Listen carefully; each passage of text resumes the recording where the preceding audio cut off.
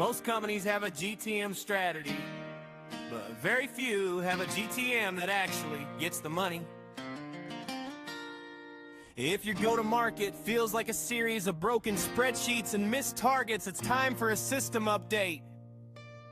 Welcome to GTM, get the money live. I'm Chris Ryan and I'm Lee Parillo, your hosts, and we're here to install the operating system for your revenue.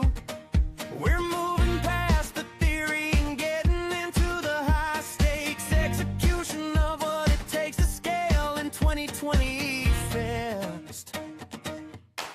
Ladies and gentlemen, welcome out to another episode of GTM Get the Money Live. Another great guest. We're going to have a good show, 26 minutes of your time in 2026. So if you're watching in 2027, just take it with a grain of salt. I would like to introduce Abel Lomas, otherwise known as Abel in the UK. Good guy, CRO. I'm going to let you do your own bio today, but welcome. It's going to be a great conversation because Abel's a phenomenal guy and pretty funny guy too. Hi, Chris. I'm so excited to be here today. I'm going to keep my bio really short. So I spent about 25 years in early stage startup companies. I was in all those little tiny companies where we're trying to figure out how to sell to large enterprises. And that has become my specialty. And over the last 3 years, after jumping out of the startup world, I went to a little company called Gartner, where I was working with a Fortune 50 global high-tech giant and helping them with their AI and go-to-market strategy. And since then, I've left Gartner to start my own consulting and fractional business. And that's what brings me here today. And now you're a GTM partner. We know each other from the community, obviously. And I'm excited to have you on because you specialize in the mid-market to enterprise jump. My team specializes in the large SMB to mid-market. So I'd be curious to see where the alignment is and what's different, I guess. Obviously, your world is different. So I think that's going to be valuable to our listeners. I know you jumped over your bio and you worked at Gartner and you worked for these massive organizations before, but your personal life is really interesting. When I told you I met you in the community, I was like, I'm going to Google him and see what's going on because you're a pretty reserved person in the community. And I find out that you're this insane cook. You're a stand-up comedian. Yesterday on a call, I think we were in the group and you just got back from a bike ride. So you're very eclectic. So tell me a little bit about your personal life because I think it's extremely interesting. Well, I so appreciate that because I think it's boring. And I'm definitely not a stand-up comedian and absolutely not a stand-out comedian. But I do love to cook. Cooking is one of my favorite passions. I love to get in the kitchen. And one of the things that I do in order to be a good cook is I watch all of the pros cooking on YouTube. And I use these to generate ideas around how I can elevate my own cooking and to come up with new, recipes of my own that I go and do in the kitchen. And it's just so much fun. And I love feeding people and seeing their expression on their face when they take that first bite. It's just really gratifying and one of the things that I love to do. But yes, I love to hop on my bike. I need to in order to balance out all the cooking and eating that I do. And I love comedy. I spent several years doing improv. And also I love storytelling. I think storytelling is a very important art in the world of sales that oftentimes people just don't appreciate. And they wonder why they're not making a connection with their buyers. And so I'll occasionally do these storytelling events where I get on a stage and I tell a real life personal story of heartbreak, of humor, of all kinds of things about my own personal life. And it's not really about me. It's about creating connections with people. Because when you share these stories, it connects you because everyone goes, oh, I felt that before and it's relevant to me. And then afterward, oftentimes people will come up and they'll share their own personal story with me. One thing I think is very interesting there is that you don't hear storytelling aligned with sales too much. You typically hear storytelling aligned with marketing. So I'd love to dive into that a little bit. And you're obviously a purposeful driven person. You're trying to help people. You try to help family. You feed people. You have this Bruce Lee, I'm going to go on YouTube and take something from Chef A. I was on your LinkedIn and you engineer revenue. So you're kind of like a chef revenue guy. That's a horrible analogy, but it makes sense in my head. One thing I think when you and I were talking before is you said there's too many companies that celebrate the close and then they ghost their client. So maybe there's missing storytelling there. I'm not sure. We can dive in. But you also said when people own the post sale, it pays massive dividends. So how does owning the post sale, how does celebrating the close, how does not ghosting connect to storytelling and then connect to revenue? Hmm. Well, I think it's critically important because that's where the stories come from. So you have these stories that people talk about the incredible feats that they did in order to close a deal. I have a lot of those stories myself, but it's not about that. It's about delivering the value to your buyer. And in order to do that, it starts in product. Is product designed in a way that it is going to deliver value to the customer in the first 30 days? And as the seller, it's your responsibility to make that connection from the sale to that first 30 days. It's not the responsibility of CS. It might be on paper, but at the end of the day, it's your responsibility because guess who gets called if there's an upsell opportunity, or guess who gets called if there's an issue? It's you. So why not just own it and make sure that they actually achieve the value that they're supposed to achieve in that first 30 days? And now you're going to have a very powerful story to tell to your next prospect about how this process went from sales communication to execution communication and the end result of it. And how I've seen this play out is I remember this one scenario years ago when I was working for another startup company, and I used to butt heads a little bit with this CS person because she had a very strong personality and she was amazing at what she did, but she didn't want a sales knucklehead in the post sale experience. But I wasn't trying to steal her thunder. I was trying to support her. Like she's an extension of the work that I've already done. And what we found through working together and collaborating on meetings and me being present and not just her being there was that all of a sudden we just built this synergy together, and we grew this one particular account that was very strategic to the company from 100K in ARR to 1.5 million ARR in less than a year. Wow. Which is really an amazing outcome, but it was all focused on the business outcome, the buyer outcome, and then leveraging that relationship to expand into different parts of that organization to continue to increase the overall value to that business. So you 15x to business in 1 year. And you're saying it's because you focused on the buyer outcome, but is it because you broke down the wall between the sales handoff and CS, or is it both? It's a combination of the two.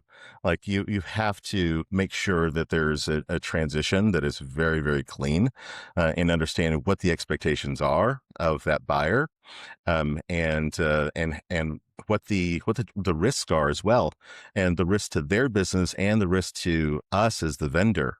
So that way there's no surprises. And if something breaks, then we probably knew it was going to break. And there's a path to fix it, or even better, a path to address it before it becomes a problem because we saw it, because we were communicating and sharing information.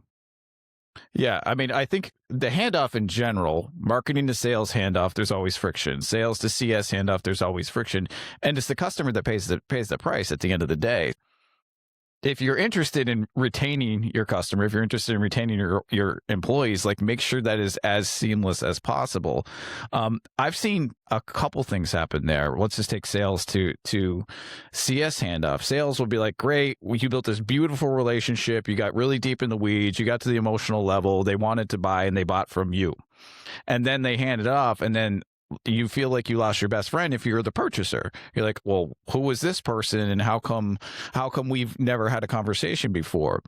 Internally, we tried to introduce our execution teams and our account executives throughout the process, but it's still never perfect. Like, do you have any tips or tricks on like how you do that handoff appropriately? It sounds like you stay in the account for a little bit longer than most people do.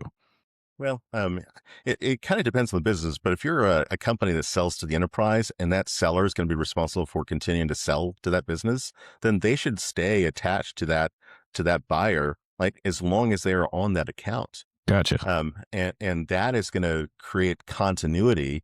That's going to create accountability that is needed in order for both teams. I mean, meaning vendor and buyer to be successful.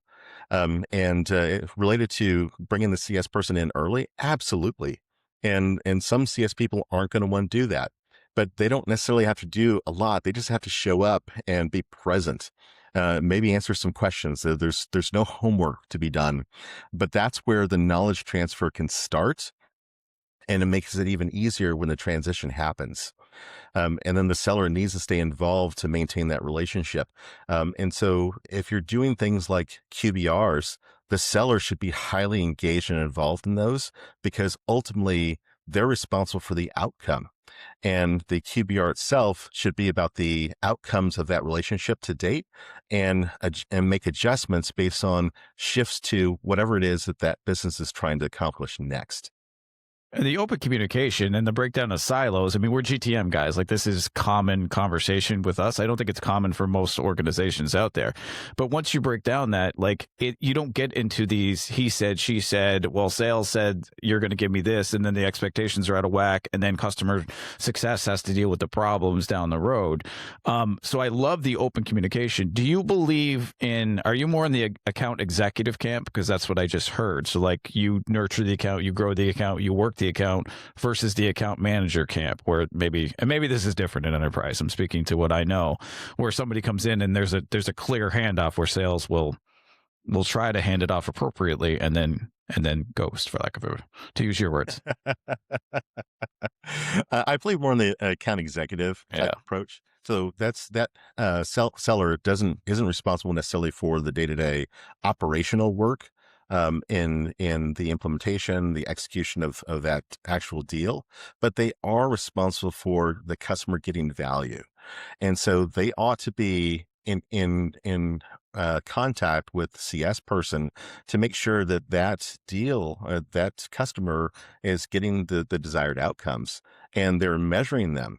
And if the seller never communicated what the customer needed to measure, sometimes the buyer themselves, they transfer off also, because you might be working at an executive level, then it gets passed on to a project person. And if you haven't maintained continuity, then all of a sudden it starts to fall apart, because they start just talking tech instead of talking about what the business results need to be. And also, if you're measuring the outcomes, then you can also maintain that relationship with the executive, which is also critical, because when things change and that executive might leave, take another job at a different company, then the whole thing could fall apart before the next renewal. And if that happens, then you're toast. But if you've maintained that relationship, even if they leave, you've set deep roots within that organization. And so it's just next one up, and you just keep going and you continue to push value. And while you're doing that, the revenue just continues to grow. Do you see that the biggest inhibitor of growth from mid-market to enterprise? Like, is it they're handing off sales? Is it they're more account executive and they're nurturing sales? Like, is there anything that indicates what you're saying that is probably the biggest revenue challenge that you see from the jump? That's a great question. I think there's just a lot of things that are designed for mid-market and the work streams that just don't scale to selling to enterprise. And it really starts in product. And you have to make sure that you have all the security requirements needed and SOC 2 compliance and all that type of thing. It's just got to be like locked down. And then from a sales perspective, it's you have to understand who your buyer is, and the whole buyer committee is, before you even approach the account, and understand what is driving this business to act certain ways, in how in their own go to market, and understand those things. So that way, when you engage with them, you're talking the same language. And this is just has complete downstream effects across the sales cycle and into the customer experience once they're onboarded.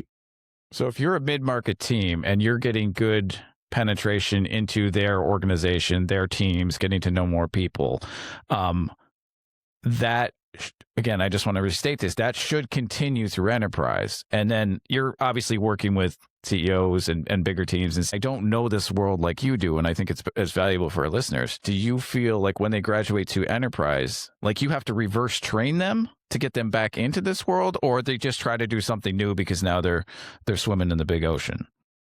I'm actually conducting a seller training this afternoon, so it's funny that you should ask that. And you have to break it down into its individual piece parts. And this afternoon, I'm going to be focusing on the qualification call. What I've seen, and this isn't just this one client, but this is all too many companies. They think their differentiator is their features or the latest edition of AI that they've integrated into their product. That's not it. In the qualification call, as an example, which I'm again training this afternoon, it's really a listening exercise and mapping all of the things that you want to hear into your ICP and making sure that there is a good match and understanding the business objectives, their initiatives, their challenges in a way that starts to integrate whatever your solution is to those problems so they can drive that corporate objective. And for large companies, that is very complex and there's lots of people involved. And so you have to understand how all these different people might impact this transaction that you're trying to drive. And it all starts with a very clear understanding of the business objectives, their priorities, their challenges, their milestones, and then you can start talking about your solution. But you have to understand all these things first. Makes sense. And when you work with a buying group, and you're coaching and qualifying and training, when they go into a buying group and they're sitting there with maybe a CFO and a CEO and a CMO, all of these different personalities, how do you get from surface level to business level to really get to the personal level to understand what motivates them? Because I have to imagine in sales, the more personal relationship you have, the longer that process is going to go and the more beneficial it's going to be for you. But how do you make those personal connections to make things go the way you want them to go? Got it. Understand their motivations. And in large enterprises, oftentimes their motivations are written in black and white. They want to increase revenue. They want to take on a certain percentage of market share this year. They want to create new efficiencies so they have growth in revenue without growing headcount. It's things like this that you have to be able to talk to and address, because you're talking about their pocketbooks at that point. And so everyone at that level is so motivated for success. Even if they might be the most successful person already in the world, they are still motivated by more success. So if you can help them understand how you helped them be even more successful, then, those walls start to come down. If they smell anything that isn't right, they're going to call you out on it, and you're going to be out on the street and lose that deal. Gotcha. Okay. I get addressing the business outcomes, right? We need to grow X, we need to get this much market share, et cetera. Is it presumptive when you move into the personal? Because you're right. At the end of the day, like, I'm doing this job because I want to build a good life for my family. I want to have a good work-life balance. I want to have something purposeful. That usually doesn't come out in a call. And in my experience, it certainly doesn't come out in a call with a group of people.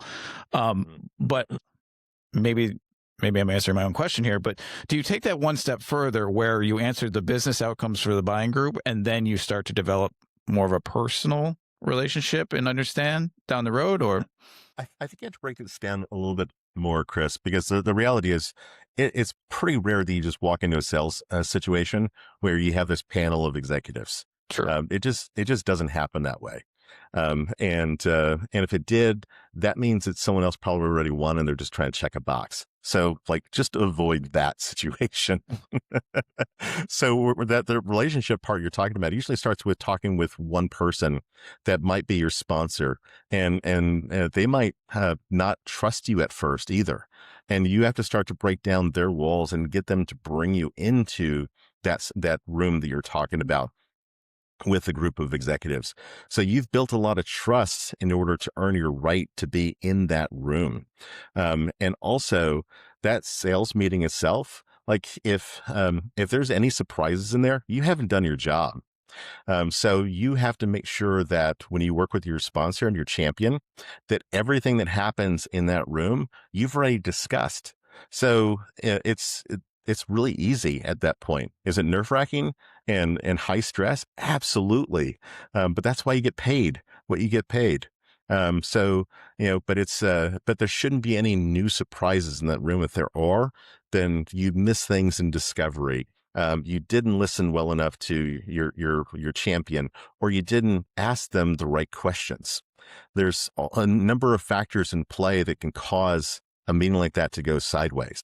I love the sales strategy side of this, because you're right. Like, if you're not selling appropriately, and a lot of this you're alluding to is strategy, meet with the champion, start knocking some dominoes down, but really build a relationship with her or him, and then understand, when I go into the board, ask a simple question. What is the CFO going to look at, he or she? What are the priorities for them? So you obviously built this beautiful white knight relationship with your champion, but as soon as they start to hand it off, you come in prepared, and then you know what to address in that next step. Yep. Gotcha. Aside from that very first meeting where you might walk in with a hypothesis, in every meeting after that, I like to walk in with a single slide that has their top priorities and challenges on it, and how we help them, because that is the why slide. It's like, why are we here? It's because of this, and it's because of you, the buyer. It's not because of me. Like, I am the least important person here. I'm here to facilitate a conversation about your business challenges, and then we're going to talk about how we're going to help you to solve them. Gotcha. You're here. So it's not that you're here today and you need to be here tomorrow. It's not necessarily just kind of that gap analysis. It's more of like, you're here, but why do you want to get here? What are the reasons behind that? And then everybody starts putting their own pieces into the puzzle. And if you don't fix it, what's the negative impact to your business? And you have to understand that, because that drives urgency. Also sales strategy. What's this going to cost you? I'm not a good salesperson by any means, but this is really familiar for me. But if you're a listener, and it doesn't matter what size company you are, if you're a leader, like, these are huge, important dominoes that you have to knock down. Get a champion, see who the buying group is, do your job as the frontline salesperson. And then what I really love is you're saying that the handoff and stay with these people. You've already built a relationship. Continue that all the way through, because that will get you to renewal. That will get you to customer outcomes. That will get you to a good, healthy relationship with your clients. But in general, if you've done your job to build these relationships, and you've stayed with these people, and that pool of relationships continues to grow, and while it grows, you're making more money, then yes, you're going to want to stay there. Why would you leave? It's logical, right? I would assume that, again, when you're a salesperson, you see the psychology of a salesperson, they're always getting crushed, right? They're always like, you lose more deals than you win. It's really stressful. You see people exit that world quite often. But I like this approach, because I like the continued building the relationships, again, and then it must help sales, right, Abel? Like, you must build a story. If we circle back here, you must have a very good story that then you can bring back. Be like, guys, I'm going to meet with you. I'm going to be your guy or gal, and we're going to do this together. So, because I know you're here for X, Y, and Z, we're going to get you there, but I'm going to be your, what's a shepherd on the way there, we'll say. Yes. And quite frankly, if you have, maintained these relationships, and it's going to allow you to see things that you don't normally see. And the outcome of that is that, as an individual and as a seller and as an executive, it really makes you unflappable. Because there's no problem you haven't seen before that can't be addressed if you really want to solve it. And so I've been in situations where I was running a sales meeting with some prospects that were in a deployment that was just blowing up. And it was, you could feel the tension in the room, but that's not what we're there to talk about. We're there to talk about the next phase. And it took a couple of days, but that situation got resolved, and we went on to the next phase. And so it just like somewhere in the back of my head, I had to remind myself, be calm. My team is awesome and they're going to fix this. And then, and it's going to be right for the customer. And as a result of that, we're going to grow this business. And it worked. That sounds like a phenomenal culture too, because I think it's easy to play the blame game at that point and just be like, oh, it's their fault. They brought in the wrong deal, or, what are we doing? So I mean, I like this whole philosophy of helping the customer every which way, because that in turn that helps you, it helps your company. And that's what this show is all about. This show is about bringing revenue to good people and good companies so they can help those around them. If you're experiencing any of the transactional get in get out sales, like, this show is not for you. Like, we want leaders who are trying to make a difference, because nobody starts a business. I don't care if you're Steve Jobs or if you're a little mom and pop shop, nobody starts a business because it's just about money. It's about something else. So I love this. Abel, what's one takeaway you would say for our listeners? What's one takeaway that they can do today? Okay, I'm going to make this personal rather than about business. Find joy in your life. Because if you find joy in your life, you're going to have fun at work. And if you're having fun at work, you're going to be more successful. So be joyful. When you engage with prospects, bring them joy. And when you engage with your teammates, bring them joy. Surround yourself with joy, and work becomes easier, and the outcomes will come that you want. I would have never expected that, but it makes sense with the storytelling, the chef that's feeding people and bringing that to joy. I think everybody wants to get out of bed every day and have fun at their job. We spend the majority of our lives at our job. So I've always said, as an entrepreneur, if it's not worth it, don't do it. Do something else. And I like your joy approach. So, okay. So I always do a mystery question, and they're usually pretty fun. So we'll see if this one works for you or not. Since we're talking about revenue in general, if revenue generation was added to the Olympics, and you had to pick one mundane task that you could win a gold medal in, what would that be? So, for example, I'm phenomenal at sending cold outreach emails, or I can't wait to figure out your dish style. What is the mundane task that you would win a gold medal in, that you're better than everyone else in the world? Listening. Oh. Listening is a critical skill. If you're not listening, you can't sell. I'll let you off the hook, because I don't think that's mundane. I think it's extremely sophisticated to be a good listener. Clearly I'm a talker. So, but I think that's good. And that's probably our second takeaway, ladies and gentlemen. Like, be a good listener, find some joy, and life is just better and business is better. So, Abel Lomas, this has been great. Where can people find you? Probably the easiest place is LinkedIn, and Abel Lomas. I think the only one out there. That was going to be my next question. So there's lots of Chris Ryans. I didn't bring the data on that one, but as far as LinkedIn is concerned, I might be the only one out there that's in Austin, Texas. Come and see me. It's a great place too. Gotcha. And who should work with you, though? It's when CEOs of SaaS and AI tech companies work to move up market and sell to the enterprise, and they realize that it's like chewing glass, they should call me. And I will help them with their entire work stream, from product to marketing to sales to CS, to help them unravel whatever hurts, so that way they can grow their revenue and grow their margins and be successful in selling to the enterprise. So it's those companies. Typically, these are companies that are 5 to 25 million in ARR. Understood. Okay. So if you can't make the jump and you're feeling stuck as a mid-market and you've done a lot of things right, but you're still looking at your North Star, call Abel. Gotcha. Yep. Perfect. Okay. Well, ladies and gentlemen, good show. I learned more about you. So this has been a great experience for me as well. Thank you so much. Thank you to the listeners. This is GTM Get the Money live, and we are all about delivering revenue for good people and good companies so you can make a difference in this world. Thanks, everyone. Thanks, Abel. Thank you so much for having me. We go